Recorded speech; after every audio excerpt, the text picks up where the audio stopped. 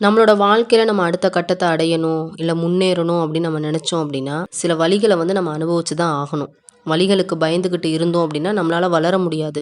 ஏன்னா, நம்மளோட வெற்றி அப்படின்றது வந்து நம்மளோட பயத்துக்கு பின்னாடி தான் இருக்கு. எப்ப நம்மளோட பயத்த தூக்கி எறியிறோமோ, அப்பதான் நம்மளோட எல்லைய அடையறதுக்கான முதல் படிக்கட்டே நம்ம எட்ட முடியும். ஆரம்பம் எப்பயுமே ரொம்ப கஷ்டமா தான் இருக்கும். ரொம்ப பயத்த குடுக்க தான் செய்யும். நம்மள சுத்தி இருக்கிறவங்க நம்மள ஏளனமா பார்க்க தான் செய்வாங்க. ஆனா, இதுக்கெல்லாம் நம்ம இடத்த குடுக்காம, துணிச்சலோட நம்ம தொடர்ந்து போராடிக்கிட்டே இருக்கணும். அது மட்டும் இல்லாம, ஒரு தோல்வி அடைஞ்சுட்டோம் அப்படின்னோன, உடனே சோர்ந்து போயிறக்கூடாது. இல்ல நம்ம எடுத்து வச்ச முயற்சி வந்து ரொம்ப கஷ்டமானதா இருக்கு அப்படின்னும்போது, பாதியிலயும் விட்டுறக்கூடாது.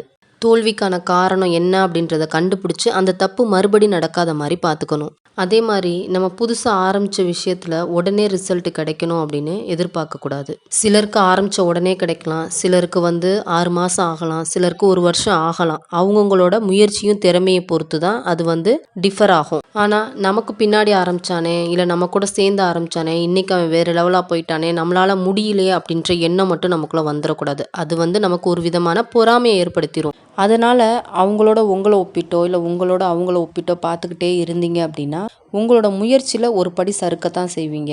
அதனால உங்கள யார் கூடயுமே ஒப்பிடாம, உங்களோட ஐடியாக்கள கொஞ்சம் மாத்துங்க. உங்களுக்குன்னு தனியா ஒரு பாதைய ஏற்படுத்தி, அதுல முயற்சி செய்யுங்க. கண்டிப்பா வந்து உங்களுக்கு வெற்றி கிடைக்கும். நான் சொன்ன இந்த விஷயம் உங்களுக்கு இன்ஃபர்மேட்டிவா இருந்துச்சு அப்படின்னா, இந்த வீடியோக்கு ஒரு லைக் குடுத்துட்டு, உங்களோட ஒப்பீனியன் எனக்கு கமெண்ட்ல சொல்லிருங்க.